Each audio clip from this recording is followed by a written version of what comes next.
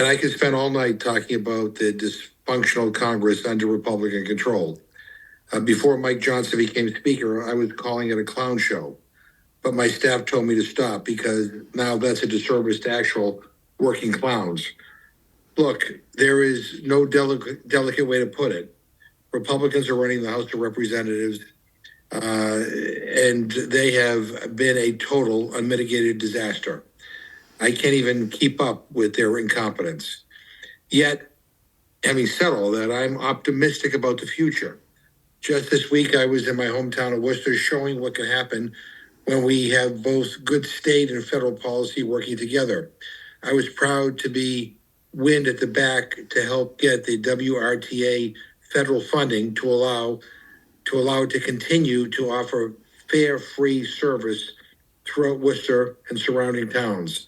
The longest lasting fare free regional transit system in America. Central Massachusetts can be a model for the rest of the country. We all know that this type of fare free RTA service provides so much for our communities. It allows busy parents to head to work, students to head to school, and it helps deliver safer, more reliable transportation for those who need it most. This allows us to deliver a more equitable transportation system. This is a big deal. And I'm proud of other examples we have in Massachusetts of making real progress for equality. In the fiscal year of 2024, the budget for the first time included universal school meals for all Bay State students.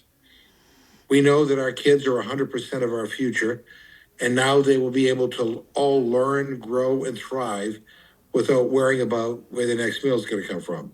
I want to thank Governor Healy, Lieutenant Governor Driscoll, State House leaders, and all the amazing advocates who made this happen, including Project Bread, and Feed Kids Coalition, who made this a reality, and the Commonwealth, and many of the people who are on this call who have been advocating for this for many, many years.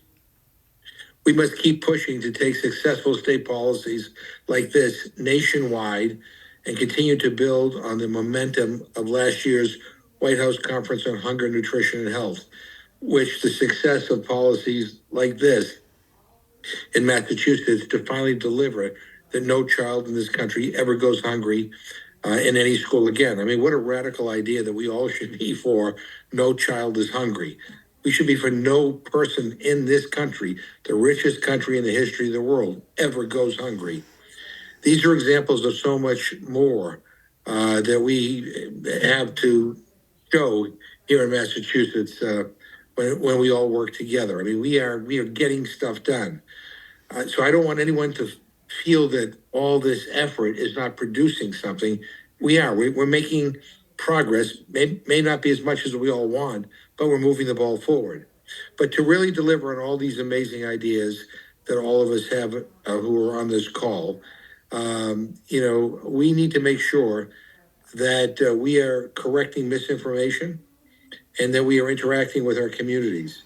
Every morning when I'm home, I get up in the morning, I go down to Dunkin' Donuts down the street from my house, and about 6 in the morning, and it's always, when I walk in, there's always a group of guys who are all gathering, and they know all the answers to all the problems that we have.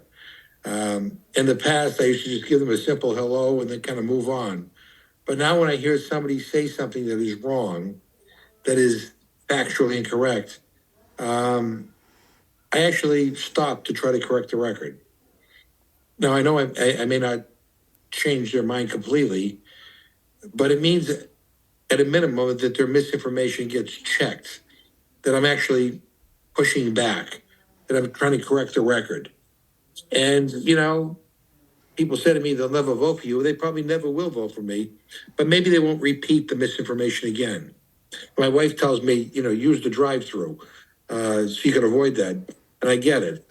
But it is important that we push back on misinformation. When people say things that we know is incorrect, that we know is wrong, we can't just ignore it.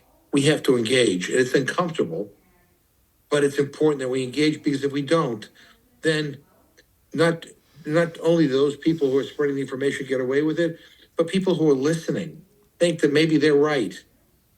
So we have to correct the record. You know, I want to thank all of you and Progressive Massachusetts for always having important conversations and organizing together to put people over politics and show that show the leadership that we need to make positive, real change. And I'm going to continue to do everything I can to make sure that the federal government is wind at the back of the Commonwealth when we push for a more progressive tomorrow. Let me just close with this. In all my life, I've never encountered a moment like the one we're faced with right now. I really believe that our democracy, is under threat. I don't know what's going to happen in the next election, but I do know this, that it could go in a direction that we may not be able to recover from. It is important that all of us come together and fight like hell, not only for what we believe in, but fight to make sure that the forces who want to undercut our democracy don't get anywhere near the White House, anywhere near the Senate, the Congress, the State House, City Council, Board of Select Board, you name it. We have to fight back. And so I just want you to know that I will be winding you back. I'm nervous, but I'm energized. I feel a great sense of purpose right now that we are here to fight. And let's give it all we can. We love our country. We love our Commonwealth. We love our kids. We love our. I'm sorry. We love our families. But we can lose what we value the most if we don't fight back and we don't succeed. So thank you, everybody. I wish I could be with everybody in person, but nice to be with you. Thanks.